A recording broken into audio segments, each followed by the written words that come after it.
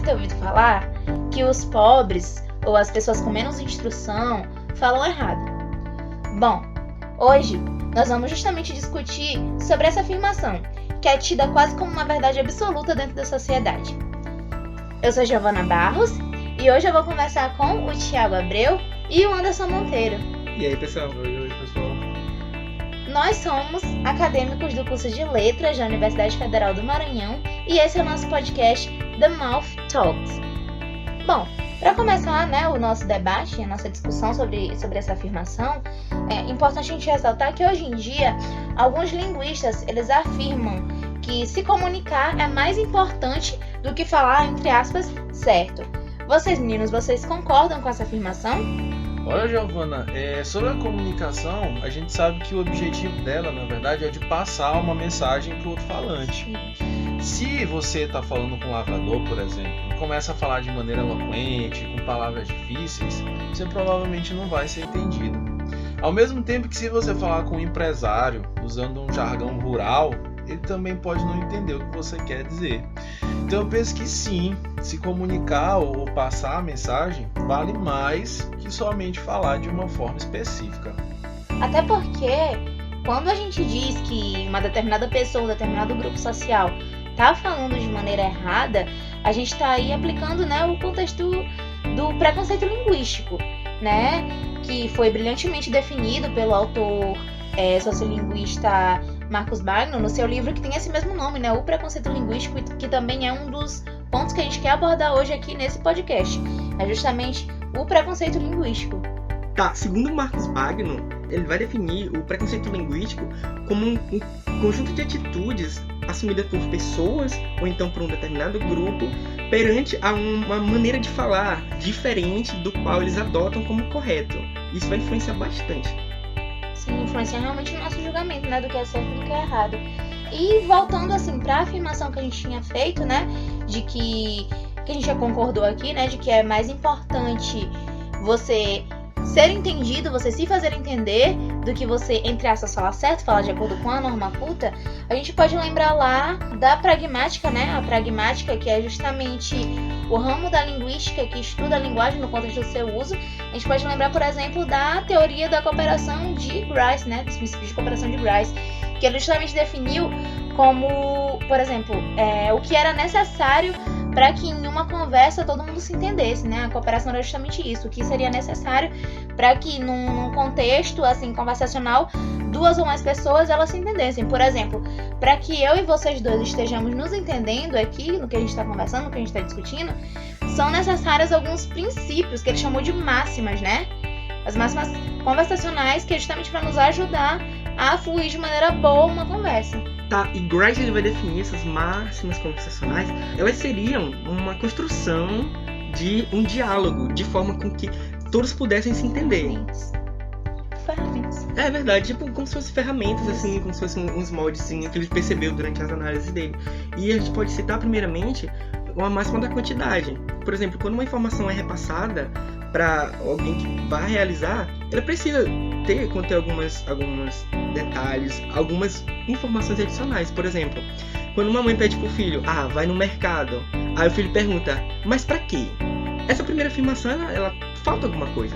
Aí, não, vai no mercado para comprar sabão. Aí o filho volta com sabão e a mãe, não era esse sabão que eu queria, pode voltar lá e comprar de novo.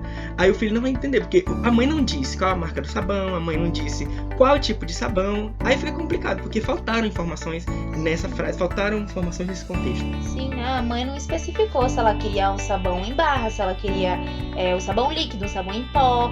Ela não especificou, como você falou, a fragrância, a marca que ela queria.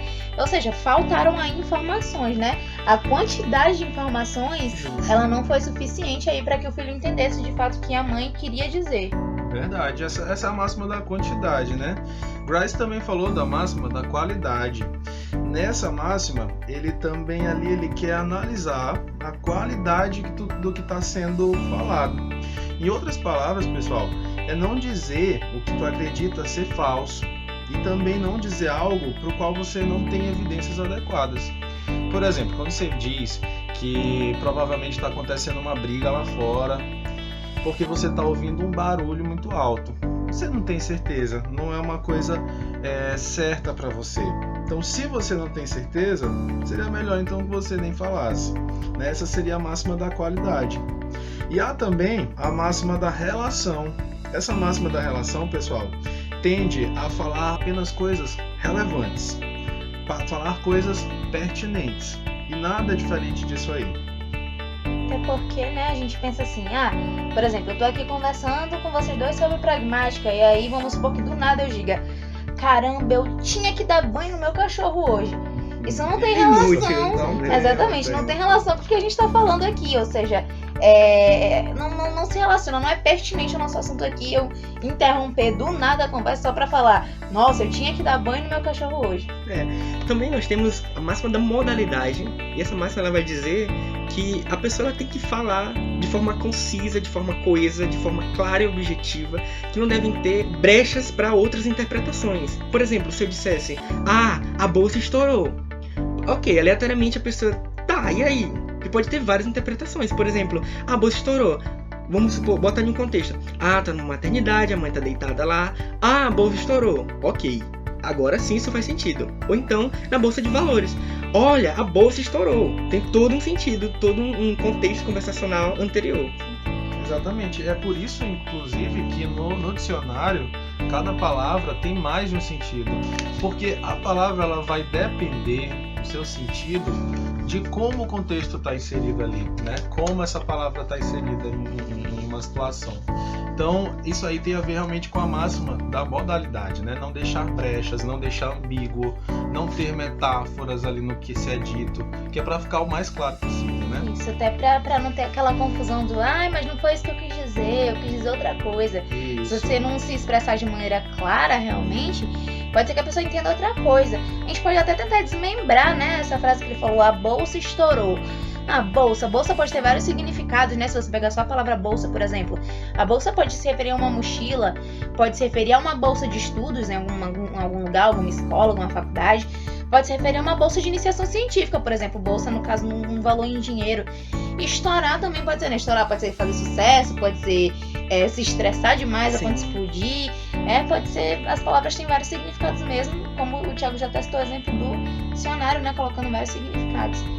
Bom, retomando aí esse conceito de que a gente, quando diz que alguém está falando errado, a gente está aplicando um preconceito linguístico, eu aproveito para citar o nosso jornalista maranhense, o Marco Aurélio Dessa, né? Ele diz, por exemplo, que a linguagem, muitas vezes, a serviço dos poderosos, ela se utiliza, né? A mídia se utiliza de algumas expressões cultas que fazem com que a gente pense que só elas são possíveis para um determinado contexto. Por exemplo, pode ser que na televisão você só ouça um determinado tipo de linguagem e de tanto ouvir você pensa, não, você está na televisão é porque esse deve ser a maneira certa de falar, né? E o Dessa, ele vai justamente dizer que isso aí acontece porque está em serviço de poderosos, né? Acontece para você ver, para você sentir que as pessoas mais ricas, elas têm um poder maior.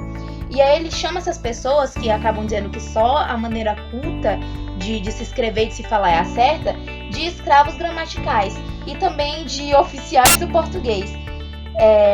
Ele diz que eles usam como regra geral essa norma culta e que eles acabam metralhando, acabam fuzilando tudo que saia disso, né? E isso também me lembra uma entrevista que o Marcos Magno ele deu para a Uni, em que ele diz que, entre aspas, né, abre aspas, ele diz, como todo preconceito, o preconceito linguístico é a manifestação de um preconceito social, porque o que está em jogo, na verdade, não é a língua que a pessoa fala, mas a própria pessoa como ser social. Rejeitar a língua é rejeitar a própria pessoa e a comunidade de que ela faz parte. Ou seja, aí já entra numa discussão bem mais ampla, né? De que, na verdade, a gente não estaria com preconceito simplesmente pelo que se fala, mas estaria com preconceito por quem é que está falando dessa maneira. A gente pode discutir, por exemplo, que se uma pessoa diz assim, é nós, né? A gente pode, uma expressão muito comum, é nós. É nós, de acordo com a norma culta, com a norma padrão, tá errado, né? Deveria ser somos nós. Mas se você vê, por exemplo, uma pessoa rica falando isso numa balada, é nós, você pensa, tá errado. Se você diz pra essa pessoa, tá errado, a pessoa vai dizer, bom, Pode até estar errado, mas é assim que todo mundo fala. Enquanto isso, alguns outros, entre aspas, erros de português que uma pessoa assim com menos condição social, uma pessoa com menos conhecimento possa cometer, a gente acaba dizendo que não, que é só um erro mesmo, que a pessoa tá errada e que ela tem que mudar o jeito que ela fala. Entra muito mais numa questão social. Exatamente. Aí esse é nós, por exemplo, se fosse falado por alguém de uma classe mais favorecida, a gente poderia julgar, a pessoa poderia julgar, por exemplo, como se ela não soubesse que o certo seria somos nós, né? Então isso vai realmente depender, não do que foi falado, mas pode depender da classe, do grupo social em que aquela pessoa pertence, né? Sim. É importante que a gente pense que o próprio Marcos Wagner ele afirma que muitas vezes a língua ela é usada como instrumento de opressão. Ou seja, a gente pensar que uma pessoa ela necessariamente não sabe falar ou ela fala errado de acordo com a condição dela é realmente um instrumento de opressão, de preconceito. Dizer que uma pessoa precisa abandonar o jeito que ela fala para falar de um outro jeito, de um jeito que uma outra classe fala, para falar de um jeito que é estabelecido pela sociedade como padrão, é realmente um desplante, né? A gente pode considerar um desplante. É você querer que a pessoa renegue o jeito que ela cresceu, os traços, né, do crescimento dela, da sociedade em que ela viveu, por causa de simplesmente uma coisa que é estabelecida por uma classe dominante, né? Até porque antes de mais nada, a necessidade é se comunicar primeiramente. Agora, a forma como é comunicada, ele é colocado como um preconceito, não, tu é pobre porque tu fala errado, tu fala tudo, não conjuga verbo, não segue a norma culta, então provavelmente veio de família pobre, veio de bairro pobre, e acaba que a gente internaliza esses conceitos e a gente acaba, não, eu preciso mudar, não, eu preciso aprender o português certo, que é o falado pela mídia, que é o falado pelos políticos, pelas pessoas que têm um cargo mais elevado, que julgam ser o português certo, mas de qualquer forma, o princípio é comunicar. Então, depois de toda essa nossa discussão, né, a gente pode retomar aquela primeira frase que a gente citou, né, que quem é mais pobre ou que tem menos instrução fala errado. Diante de toda essa nossa discussão, a gente pode afirmar que isso é uma completa mentira, né? A pessoa não está falando errado. Ela simplesmente está refletindo, né, o caráter social dela, a identidade naquilo que ela fala. Ou seja, isso é cheio de preconceito linguístico, né? Que era justamente o que a gente queria afirmar. Bom, esse foi o nosso podcast, né? Nós agradecemos a sua audiência. O nosso podcast de hoje, como vocês perceberam, foi sobre o tema do preconceito linguístico, levando ali pela visão do Bagno e falando também da pragmática, né, dos princípios cooperativos de Grice. Bom, nós esperamos ter sanado algumas das suas dúvidas, ter desmistificado, né, essa questão de que as pessoas mais pobres elas falam errado. Esperamos que você tenha gostado. Esse aqui foi o The Mouth Talks. Obrigado, gente, pela audiência. Obrigada pela audiência. Pessoal. Até mais. Tá certo. Tchau. Tchau.